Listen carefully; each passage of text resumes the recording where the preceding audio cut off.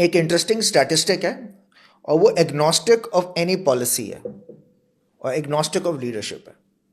Let's assume कि हालात ऐसे ही रहे.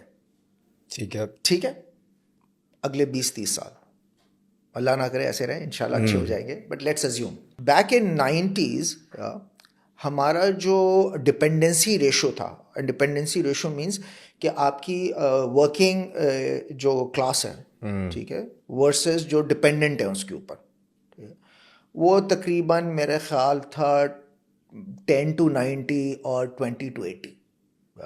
20% या 10% लोग कमा रहे थे और 80% लोग उस पर डिपेंडेंट थे. गिवन करंट स्टैटिस्टिक्स और आपके पास जो पॉपुलेशन का जो बूम है, ठीक है, the best part is that ये हर कोई ये फिगर जानता है कि 65% population is under 30. Pakistan has one of the lowest median age of 21.6. Now imagine the kind of a population youngsters we have. By 2050 our working जो age है will peak. और जब आपकी वर्किंग जो एज होती है पीक करती है तो ऑटोमेटिकली जो है ना, ये ग्लोबल स्टैटिस्टिकल डेटा है, आपकी जीडीपी ग्रोथ डबल हो जाती है, आपकी कंजम्पशन बढ़ती है, आपके सेविंग रेट्स बढ़ते हैं, आपके इन्वेस्टमेंट्स बढ़ती हैं. Just by share organic evolution of people, youngsters moving into a working age. And automatically, because when more people are earning, there's going to be more activity in the economy. And the economy will further boost. अब इसके अंदर मैंने कोई बात नहीं की है कि पॉलिसी बेहतर हो गई, लीडरशिप बेहतर हो गई, हालात बेहतर हो गए. मैंने सिर्फ एक डेमोग्राफिक उठाया है और डेमोग्राफिक को मैंने प्रैक्टिकली एक्सट्रैपलेट किया, प्रिडिक्ट भी नहीं किया, एक्सट्रैपलेट कर लिया. जो आज 21 साल का बच्चा है, ठीक है, जो एवरेज एज है, वो 10-15-20 साल बाद वो 30-35-40 अपनी प्राइम एज में पहुंचा हुआ होगा और मेजॉरिटी ऑफ द पॉपुलेशन पहुंची हुई होगी.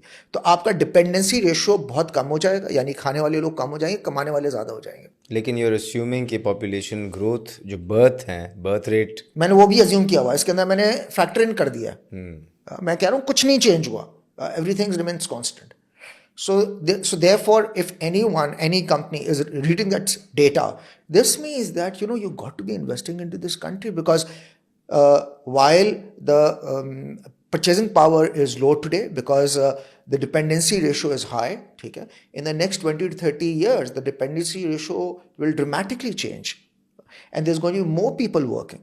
And the other interesting part is because of technology, जो आपकी जो लेबर फोर्स है, it's no more confined for Pakistan, because this concept which is called, जिसकी हम बहुत बात करते रहते हैं, एक तो हम ब्रेन ड्रेन की बात करते हैं, it's called brain globalisation.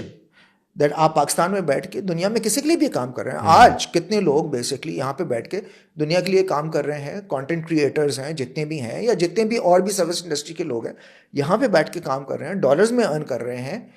Brain globalise हो रहा है और आगे ब्रेन और ग्लोबलाइज होगा. तो आपके पास जब वर्किंग एज जो वर्किंग एज बढ़ जाएगी आपकी, तो people will be actually earning in dollars, not only in PKR. You can't deny the opportunity in this country. Though I'm talking about agnostic of any change. Now let's get to, अगर ये तो हो रहा है, but इसके ऊपर अगर हम प्रैक्टिकली चीज़ों को स्ट्रीमलाइन कर लें तो you can imagine